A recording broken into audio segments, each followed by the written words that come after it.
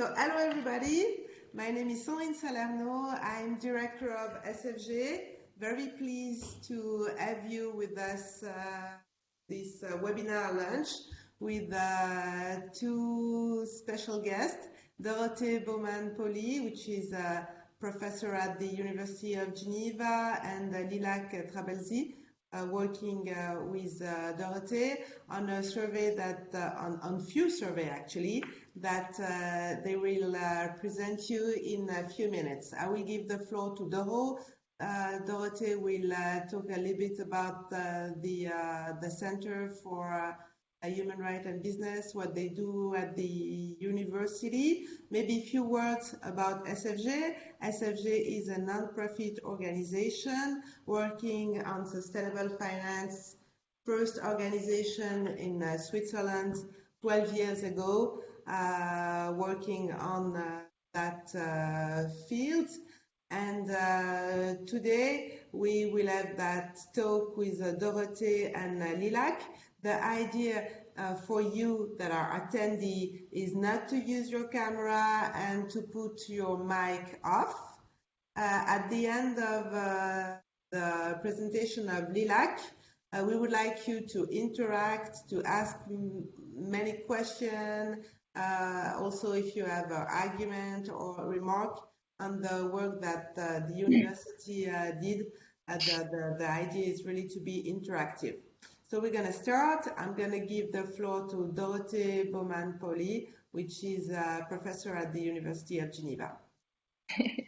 Thank you so much, Sandrine. Thanks for the kind introduction and for having us. We're really excited to collaborate with Sustainable Finance Geneva with this event. And we hope this will be the start of a series of events.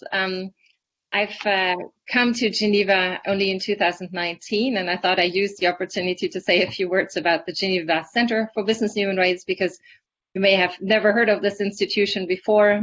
We started 18 months ago, and 15, we were in this pandemic situation where we couldn't interact so much, so we're excited to have the opportunity today to interact with the sustainable finance community. The Geneva Center for Business and Human Rights is an academic center that focuses on applied research. We work in different industry sectors, not only on finance, but also in the extractive sector with a focus on responsible sourcing of cobalt from the Democratic Republic of the Congo, in the agricultural sector to mitigate human rights risks related to COVID-19 in the coffee and sugar supply chain in India. And we're also collaborating with the ICRC and DCAF on the revision of a toolkit for companies that operate in complex environments. So finance and human rights is one of our work streams, and it's led by Dr. Lilac Trabelsi, who will present our initial research results to you in a minute. But I want to give you a bit of background, what motivated us to work on human rights and finance. As I arrived here in 2019, it was around the time of the first Building Bridges event, and I followed closely because I felt finance such an important industry for Geneva, for Switzerland, and I'd like to understand what is the human rights component of that sustainable finance conversation. And following the Building Bridges event, I couldn't find much. It was all about environmental aspects, and I then said, well, now we have a Geneva Center for Business and Human Rights. Let's see if we can support financial institutions in also integrating the social dimension of sustainability, including human rights, in their core activities. So the mission of the Geneva Center throughout all our work streams is to challenge and empower business leaders to make practical progress on human rights, and we work with companies to develop sustainable business models that create value for business and society. And so this is the premise of our work. After sort of this initial glimpse into the sustainable finance work through the first Building Bridges event, I said, where are financial institutions in Switzerland generally on human rights? We should do a first baseline study. This is, I'll show you the hard copy, which I have here in my office. This is the result of it. I'll also post the link in the chat now so that you can look it up digitally, because Lilac will now present on the detailed findings. And indeed, as Sandrine has pointed out, today's event is about soliciting your reactions to our initial findings, feedback, comments. We'd much appreciate your engagement. With that, I really look forward to the second half of today's event, but first over to Dr. Lilac Trabelsi. She has a PhD from Bocconi University, but prior to that, she also worked in the finance industry, and she's been leading this work for the past 18 months. Thanks so much, Lilac. Over to you. Okay, just learning about this new platform, so figuring where things are. I guess you can see my screen. So maybe I'll just make it bigger. Works well. Okay, all right. Okay, so both Sandrine and Dora have already pointed out that we really are looking forward to your engagement afterwards. So I guess I don't need to repeat that again. So I will just go ahead and present what we have found so far, and then see what you have to say about it, or what thoughts you have in general about what is currently going on around finance and human. So, starting with our first project, there we, well, today I will present two projects. I should start that with like that. The first one will talk about the Swiss financial institutions' communication on human rights, and the second one looks at how European financial institutions are actually addressing human rights. And it's important to note that the second project was done in collaboration with an NGO called Finance and Human Rights, and it was commissioned by Luxembourg for Finance. So starting with our first project, we examined how some prominent Swiss financial institutions have chosen to communicate about their human rights related efforts and activities. For that, we used a human rights benchmark that we developed. We analyzed publicly available information provided by the financial institutions that we found in the institution's annual reports, sustainability reports, as well as information that was on the financial institutions' websites. That was for 2018 and 19. What we really wanted to analyze was actions that financial institutions communicated about in relation to human rights, because we really wanted to assess, to whatever extent possible, activity outcomes and the possible impact of financial institutions. So we ended up with around 280 actions that we coded. And what we did is we used data that we coded to answer several questions. So the first question that we asked is, what is the financial institution doing to tackle the focal human rights problem? Then what we see is that around 30% of the actions can be classified as donation and funding, and an additional 16% can be classified as association. Furthermore, around 10% of the actions refer to employee volunteer work. So these three types of actions represent over half of all actions, are often of a philanthropic nature. When we look at the types of actions that are more closely related to the core activities and operations of financial institutions, we see that together, modification of procedures, assessment and measurement, adoption of standards and rules, and new product actions make up only around 30% of all actions. Then we have a second question, which is, what is the societal issue that the initiatives aim to tackle? There we see that around a third of the actions relate to education, and then around 20% of actions relate to health and safety, which for the most part can be associated with the health and safety of employees. And another important topic that financial institutions try to address is discrimination in the workplace. We can see 17% of total actions related to this topic. Then we had another question is about who are the institutions targeting with their initiatives or actions.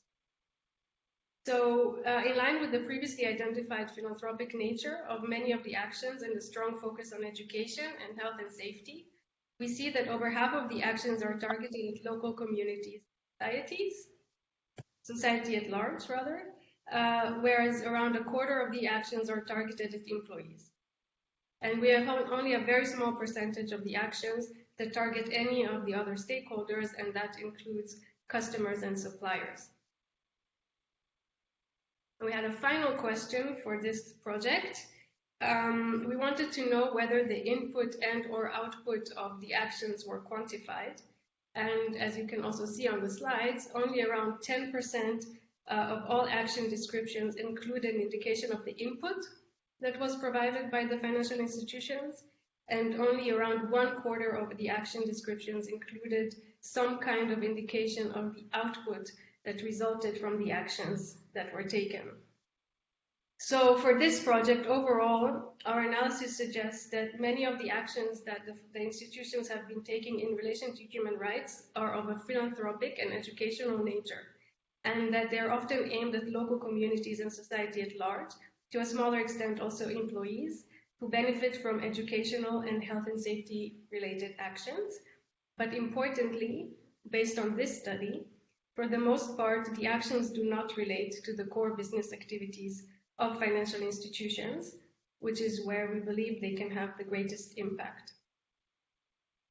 We also complemented our study with some other data sources from RepRisk specifically. So our sample has 2 large banks and 3 that are smaller in size by comparison. And when we looked at data that is available through RepRisk, we saw that in 2018 and 19, RepRisk did not register any risks related to the social aspects of ESG for the 3 smaller banks, but it did find things for the larger banks. It flagged, so there were around 160 registered ESG risks in total in 2018 and 19 for each of the 2 larger banks, and social risks made up between 11 and 14% of total ESG risks. The kinds of human rights related risks that were identified by this other source, namely RepRisk, included human rights abuses and corporate complicity, discrimination in employment, poor employment conditions, social discrimination, as well as impacts on communities. So when we make note of this additional information, because it highlights the importance of taking into account different data sources when we analyze ESG factors. As we can see, based on this quick analysis, that the data generated by sources that are external to the financial institutions suggest that there's a mismatch between the information on human rights that is provided by the institutions themselves and the information that can be publicly reported by external sources. So that concludes the first study. So with this study in mind, we then moved on to the second study about how European institutions are addressing human rights in their activities. Here we wanted to answer the question, how are banks and asset managers, we focused specifically on them, addressing human rights in their activities? And to answer this question, we first conducted around 20 interviews with finance industry experts. Then based on the interview insights, we constructed and disseminated a survey to be able to establish some baseline data on the current status of human rights in the European finance industry. We ended up obtaining responses from financial institutions that collectively had a total of assets under management of approximately 14.5 trillion euros as of December 31st, 2019. So what are some of the key findings? First, we see that there is high awareness of the relevance of human rights in the finance industry, with around 90% of respondents saying that they agree or strongly agree that the finance industry has an important role to play in ensuring economic security for all and creating a more equitable society. Then we see that around 80% of the respondents agree or strongly agree that human rights are associated with financial institutions' fiduciary duty to choose the best solutions for the clients. And importantly, we see in our survey that addressing human rights is associated not only with risk mitigation, that includes different types of risks, including reputational risk, regulatory risk, operational risk, reduced ability to attract talent, and the risk of infringing on individuals' rights, but also with the creation of opportunities for better financial performance. And we see that most respondents agree that addressing human rights matters is in fact compatible with better financial performance for their organization, for their clients, and or investee companies. Compared to the rest of Europe, since today we're focusing on Switzerland, Swiss institutions are more focused on regulatory risk mitigation and less on the risk to reduce the ability to attract talent or the risk of infringing on individuals' rights. That's according to the data. Then drivers.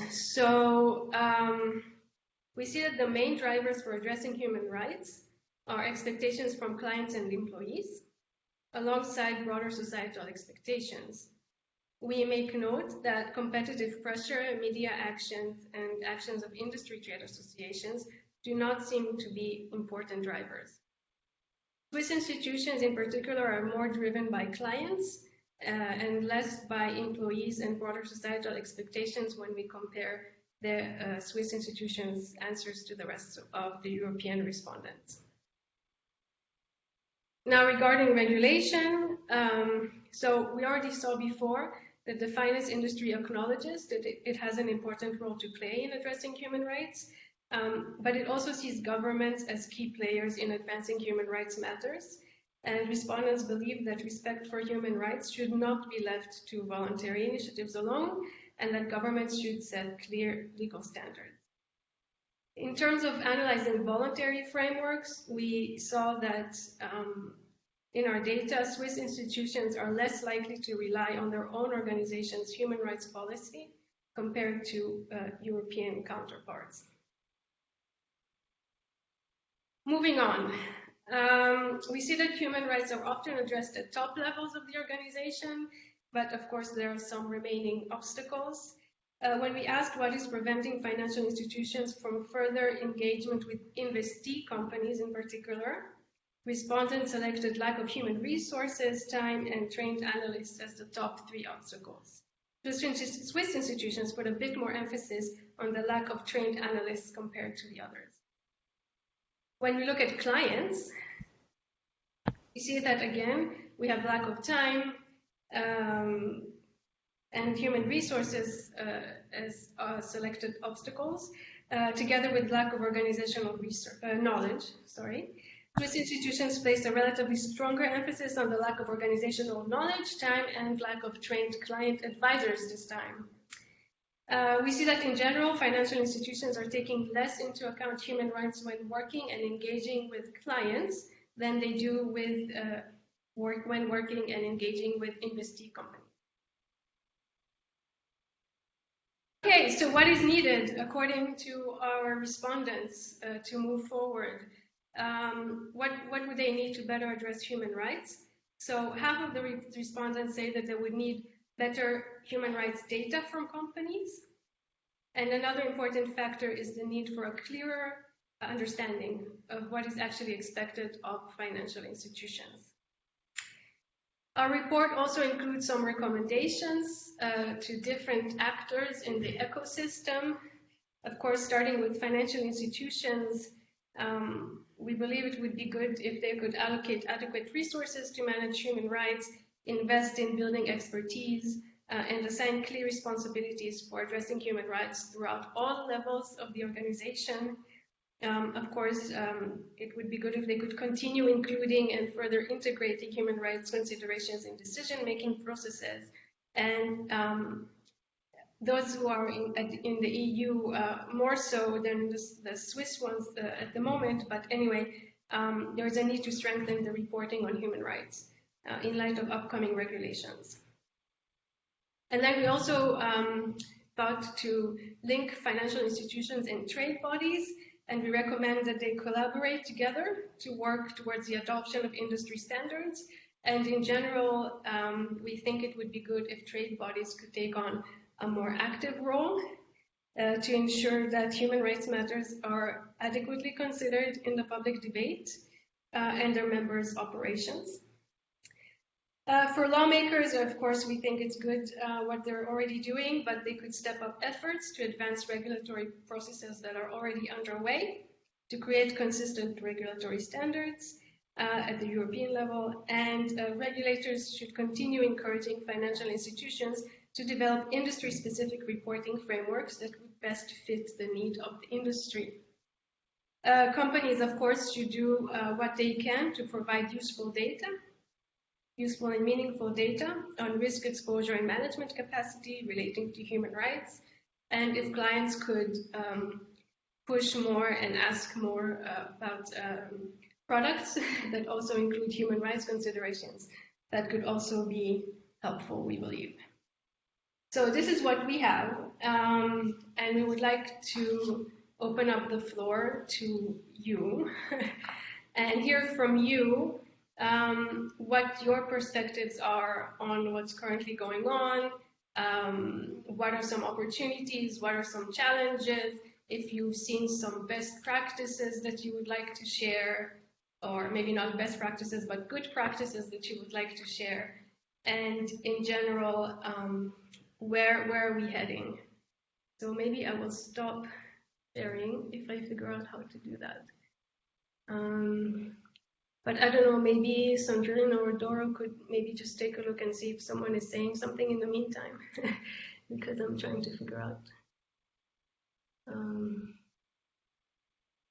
How do I? Dorothée, do you want to add something? No, this has been great. Overall, I really think there are a lot of developments nowadays that ask companies to conduct human rights due diligence, and the EU taxonomy has this included as well. And I'd be keen to hear how financial institutions are preparing for this, or how they see their role for this. And I'd also be particularly interested in hearing reactions to the recommendations from our work and how they resonate with the Swiss sustainable finance community. So I really look forward to hearing from you. You can either use the chat box to send us a question in writing, or you can raise your hand and then we can call on you live. If you want, you can switch on your video and engage with us like that. Yeah, but any reactions or comments or questions about our research would be most welcome.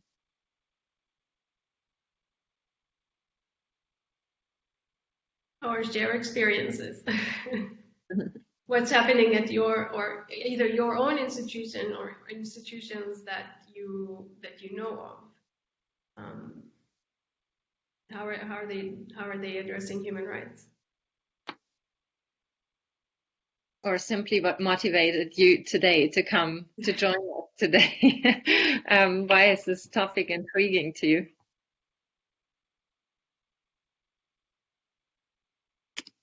Everyone is shy.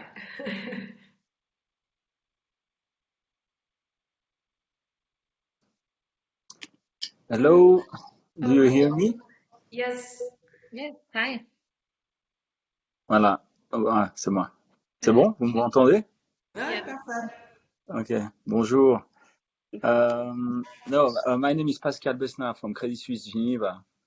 And not just to say some words about the importance we give to the cluster of Geneva and the work is on the way regarding sustainable finance and the collaboration with the Geneva Financial Place, the university, the United Nations, and just to say that I'm very happy to hear what you show us here, and maybe the next step for me, it was just to participate, to hear, but maybe to have more direct interaction with you, just to maybe, because Credit Suisse is a big institution, and in Geneva we try to lead the way to sustainable finance, and I think we are going on the right direction, but maybe it's not in 5 minutes that I can show you what we are doing here in Geneva, but I think it's important that you know that and to have also your view. So happy to discuss about that in a next meeting all together with pleasure. So I will just send an email to Sandrine to just have an appointment. We tried to do that early this year, but it was impossible regarding the agenda. But definitely May, June, if we can organize that, happy to do that. Great. I'll do with pleasure the link between you both. You have two questions, Dorothée or Lilac, on the chat. Maybe you want to answer. One thing that was also a question for me, maybe you can, it's not a question for the university, but more for the financial sector, in regard that all the work that has been done and need to be done on climate change and environmental issues. What do you think about social issues and human rights? Because now talking and preparing building bridges, we see that the next step, it's certainly going to be the S in ESG and the topic and the issues on human rights. So that was also the fact that we can start with the two survey, but also to hear you about that topic. What do you think will happen in your field, in your profession, about the S in ESG? So I don't know one answer, maybe. But, and also, Doro, you have two questions on the chat. I don't know how you want to do it. Yeah, there's a couple of questions on the chat as well, yeah. Lilac, go ahead. Well, my hope is that the importance of the S stays top of mind. We saw, of course, that it gained traction in light of COVID. And so all of a sudden, there was much more of a spotlight on the S than before. So I hope that it continues to be the case that we increasingly pay attention also to the S, not just the E. Of course, the E and the S are interlinked, and we should probably keep that in mind as well as we focus, as a lot of the focus is placed on the E.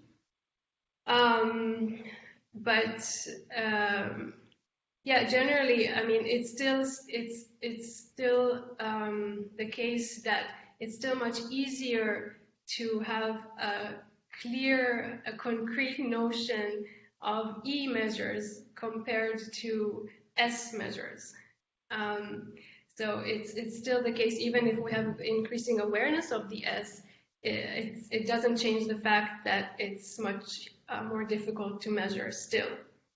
So there's a lot of work to do in that area of understanding what is material, what is not material, how do different industries relate to the S, what do we really need to focus on, and once we figure out what we need to focus on, how do we measure it in a way that makes sense, in the way that we can compare between different companies within industries.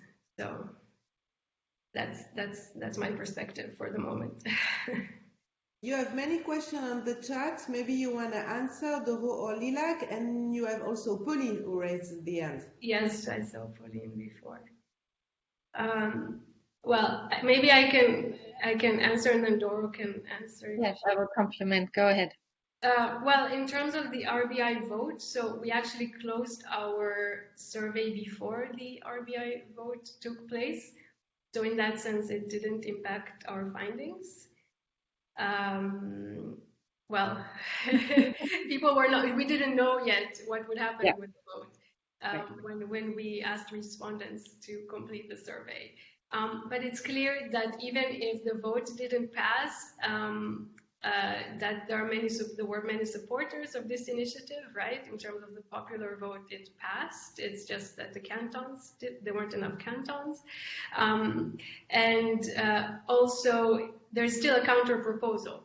So there is still expectation for more transparency from companies, even if the legal liability aspect was dropped.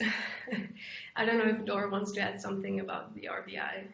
Yeah, happy to add to it. So in the anticipation of that vote, a lot of journalists reached out to us to ask where we stand as the Geneva Center on the specific upcoming election. And we always pointed out we are at a business school and we look at all kinds of business factors that occur in a company's ecosystem which serve as a point of reference. And to us, this election in Switzerland was one reference point, but only one amongst many. We think the European level will probably be more interesting from a regulatory perspective, as there is now regulation underway on human rights due diligence, which will also impact financial institutions in Switzerland eventually. And yet for us, the business reasons for engaging with human rights have always weighed even stronger than the regulatory frame that we probably can anticipate now. But I've always argued that the world is developing in a direction that makes respect for human rights. It's a clear expectations. Clients expect this and investors expect it. And we think these are strong drivers for integrating human rights in core business processes. So beyond the regulatory requirements, we think there are good business reasons to engage, and to engage with foresight, even if the regulator doesn't require it yet, or even if the counter proposal is not very strong in terms of the requirements for reporting. We believe it's simply good business for companies to engage in this debate, which is clearly on a maturing trajectory. And a lot of companies have moved on from environmental sustainability with the understanding that the social dimension of sustainability is simply the same, a different side of the very same coin. So seeing those two things as a package with global social inequality as another really rising mega topic that companies are expected to contribute to a solution to, we think it's good business foresight to engage now. So irrespective of the outcome of regulatory developments. You have many questions from Matthias that I thank a lot. Thank you, Matthias. Using the chat. So maybe Lilac, if you want to answer, there are very practical questions like, did you look at the global banks? Yeah, so of course we looked at the, so for the first one, we have 5 banks that we focused on for the first project. Of course, the 2 big ones must be UBS and Credit Suisse. I guess it's not a secret. And then we had 3 smaller ones, Lombard Odier, Pictet, and Edmond de Rothschild. And then for the second one with the survey, that's where we have more banks, of course, of different sizes. So for that, we have 20 respondents from Switzerland specifically. But we have a range of different sizes and institutions from the European level. But of course, as I said, we focus specifically on asset managers and banks in the survey. So for example, no, we didn't look at insurance companies because we believe the model is very different. The business model is very different. And Matthias is asking also a question. Did you notice a difference in human rights approaches chosen by banks versus specialized asset management? Lilac. So for that, I don't know that the sample is allows us to do that because I just know if someone is an asset manager or a bank. So I'm not sure what you mean by specialized asset managers. When you do a survey, I mean,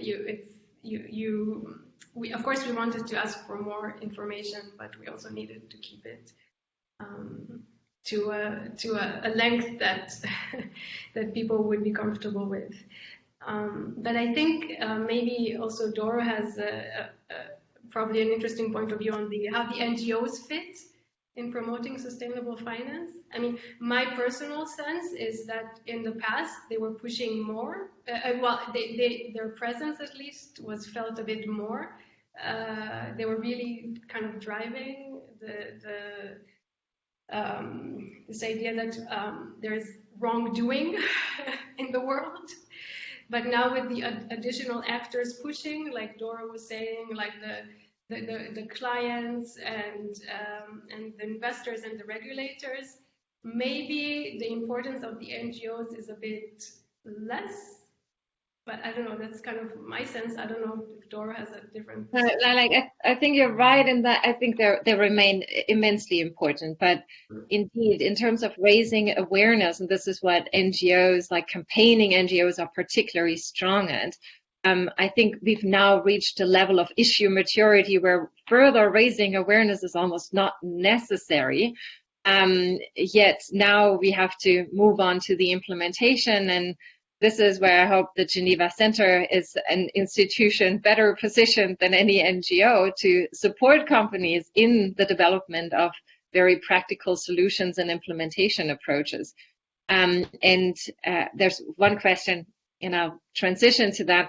What has been the most surprising finding in the research that you conducted? And I'll push that back to Lilac later. But to me, what was really surprising was the rather optimistic and positive outcome of our survey, and that the respondents say, no, we get it. This human rights should be a core component of the sustainable finance agenda, but we have yet to fully implement it. And the barriers to implementation, as they pointed out, were rather in the infrastructure, I would say. So they said we don't really have enough. We have the budget, but we don't have the manpower. We don't have the expertise. We basically need to focus on it for real, and we need dedicated staff to do so. And to me, this is a surprising finding in that that's a solvable problem. This is something that we can work on together as well. So to me, it's surprising and optimistic, and certainly something which we can build. Maybe Pauline, who raised the hand, so we can make a little bit the chat, and also Pauline, if she's still there, but I still see her hand. Hello, Pauline. Hi, Pauline. You're on mute? Okay, perfect. Yeah, you hear me? Yeah. Yes. Okay, hi. My name is Pauline. I work in the trading industry, commodity trading industry, and I used to work for a trade finance bank. The chance to work with Doro for my master's thesis 2 years ago. I have two questions, basically. You mentioned in your presentation that one big part of the of what the financial institution were doing is association. I was just wondering if you could elaborate on actually the sort of association you refer to, if it's with NGO, civil society groups. I mean, what sort of association you were thinking of in the slide, and also in recent years we have seen a rise in so-called sustainability loans, or loans that are actually linked to KPI that measure sustainability, that try to quantify sustainable impact. So I was just wondering if one of your two research actually taken a view on those, or if it was more from a risk angle, like how to mitigate human rights risks, or if you actually also looked at how financial institutions are engaging with, for instance, their invested company to promote. I mean, I know it's quite common to promote good environmental practice, but to which extent you have looked at what they're doing on that line regarding their social impact, and how they can engage with the investee company to improve the social dimensions of the work they're doing. I don't know if it's clear, but yeah. Thank you. I'll try. Yeah. So association is exactly what you mentioned, the type of association of, maybe we provided some funds, or we volunteered with an NGO or something.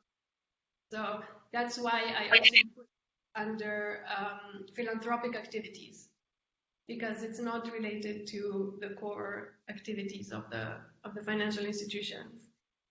Then in our survey, we weren't yet able to deep dive as much as you're suggesting in terms of what are particular products. So we stayed at the higher level of, are you engaging?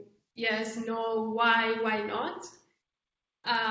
But we also have a case study, I guess I can say that, with a bank that is one of the leading banks on human rights. And in that case study, we did try to understand, so how does a particular financial institution go about addressing these kinds of, how does it go about specifically lending activities?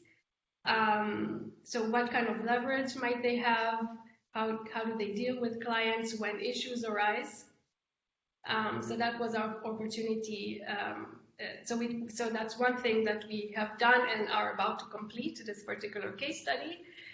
And in order to really get more into the impact side and the measurement side of things, we are about to start another project looking at a pension fund. So again, it's looking at one specific company at a time, similar to what the man from Credit Suisse was saying.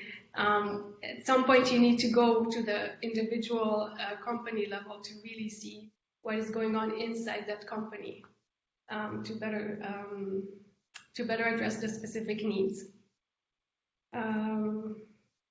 So I don't know if that answered. May I just say, the UN principles are very much risk focused. They have a narrow risk focus, actually, and often companies exclusively think of human rights as like, we need to develop risk mitigation strategies. But I think particularly in this context, for business reasons, it's important to also highlight the business opportunities. And that's why we are conducting this case study right now to show how one bank is using an engagement strategy with companies to ensure that social and environmental standards are being respected, and in so doing they actually create business and they open up business opportunities in otherwise very controversial sectors. So I think it's very important to show at the company level that integrating human rights in core business is possible also for financial institutions, and there are business opportunities to be made. I saw that Charles is here and he wanted to say something. Charles has been our partner in the survey in that he is one of the directors of finance and human rights, and it was a collaborative project to conduct the survey. So hi, Charles. Hello, and happy to be with you. Very interesting. Thank you very much. Perhaps one comment I would like to make with regards to the discussion more specifically for the Financial Center. During the study, we tried to put banks and asset managers in buckets, saying this is a Swiss bank, as Lilach was saying. But more and more banks and asset managers are international. They are not just Swiss or Luxembourg or London-based. They are a bit of everywhere. And I think that also plays an important role. For example, a Credit Suisse will have to look at what is happening in the EU, because a lot of their business is going on in the EU. So I just wanted to come back to a couple of points that were in the questions. One is about the link between the E and the S. Very interestingly, the European Commission started with the E because there was the Paris Agreement, and suddenly they realized, oh, there is an S. And in the meantime, the two have emerged. For example, on the taxonomy, there was a question about the taxonomy. They started with the E taxonomy, and then they found out that if you are very good on the E, for example, if you build wind farms, but you build them with child work, then nevertheless, from a sustainability point, it's not good. So they have included in the environmental taxonomy minimum social safeguards. And there will be a social taxonomy with minimum environmental safeguards. So the two are merging, and we are going to see that even more in the new corporate sustainability directive that will come out this year from the EU, where there will be a mandatory human rights due diligence for all European companies, but not just human rights due diligence, but also environmental due diligence. So there also there will be a merger between the two. And then a last point I wanted to make, because there was a question about the difference between banks and asset managers. Banks have an additional role to play that classically asset managers don't play, is advice. They are not just taking their own decision, they're advising other people on the decisions that are being taken. And very often the people who give advice are themselves not prepared well enough to be able to give that advice because they don't know enough about the topic. So part of also the new regulation that is coming out of the EU will be to make it compulsory for anybody giving advice, so it's going to be mostly for banks, to have enough knowledge, because you have to ask, and that's going to be compulsory, you will have to ask your clients not just about their expectations for financial performance, but also their expectations in terms of sustainability. So, sorry, that wasn't the question, but a few little comments. Charles. I was hoping you would make some comments. Thanks. Thank you very much. There's one question in the chat about commodity traders, and I can take this because I've conducted this research on cobalt sourcing from the Congo with a focus on commodity traders, and I've been teaching in the master program here at the University of Geneva for commodity traders for quite some time, and I actually do see the finance industry as drivers for sustainability in the commodity trading sector, in that it's the financial institutions that require much greater levels of transparency now from commodity traders, and they ask the sticky questions that now commodity traders need to respond to. And so in a way, it's the finance industry where I see demands being made to commodity traders to be more transparent and also look into social and environmental impacts for the sake of risk mitigation on behalf of the financial institution. So I think it's an interesting development where it's not the regulator, it's actually the financial institution providing credit to commodity traders, making requests for better sustainability. So certainly a big change, and I also see the issue maturity of sustainability themes in the commodity trading industry rising. And again, teaching this class to commodity traders 5 years ago was a lot more difficult than today, because they're also keen to now understand how do we do this? How do we get this right? So the raising awareness phase, I think we've passed that, and now the question is, how can we put this into practice? Thank you, Doro. I think there are no more questions on the chat. Do you want to add something, or maybe you could explain us what is going to be your next step? You told us about the new survey you're going to start with pension fund, but do you have other projects? How do you see the next step of your work and research? So not a survey, but actually working with this particular pension fund to understand how different asset classes can approach human rights, what's feasible, what's not feasible. And also the hope is that using the data collected, we could also again kind of spin off a case study or another chapter, like we have with Doro, based on Doro's work with Decathlon and Trafigura, speaking about some best practices.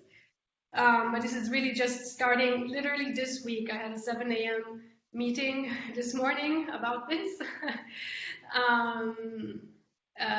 So this will be happening over the next few months. And of course, another important part is the interaction, like we're doing today, with different actors here in Geneva. And we are also looking forward to participating in the Building Bridges event and pitching some. We're looking forward to pitching some events.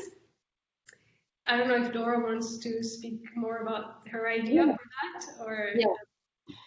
So for me, there are three things. First, I think it's important to show that integrating human rights in core business operations in financial institutions is possible. For that, we're soon publishing the case study with ABN AMRO, a Dutch bank, which is a known leader for that. Second, I'm very keen to also shape the debate and bring human rights in, and for that it would be fantastic to continue this conversation through a series of webinars or events, and certainly also have a human rights component in the sustainable finance agenda of SFG and the Building Bridges event. I really think the timing of this year's event, as it's taking place in the exact same week as the UN Forum for Business and Human Rights, it would be a missed opportunity to not also pick up human rights as an important element in the sustainable finance agenda. And then third, linked to that, Switzerland has actually been a leader thinking through human rights for financial institutions for many years. 10 years ago, a group was formed called the Thun Group of Banks. I've come across them in previous research of mine. This is an informal industry platform that has already been coming together regularly to discuss how to implement the UN guiding principles. And I'd love to work with that industry collaboration to think through what those key next steps should be. And from our research, certainly we've seen that there's a need for additional expertise and manpower, and a call for support to make human rights commitments real into daily business practice. And this is where I also see a chance to co-develop, for example, executive teaching through the University of Geneva to train key personnel in financial institutions to take this on systematically. And yeah, with that, I look forward to further ideas from you, and I look forward to engaging with you on those 3 points going forward. Thank you, Doro. Maybe a few words before ending this session about building bridges, because we announced the words many times. Building Bridges is a conference that will take part end of November, beginning of December this year in Geneva at the Graduate Institute or Forum des Suisses near the railway station.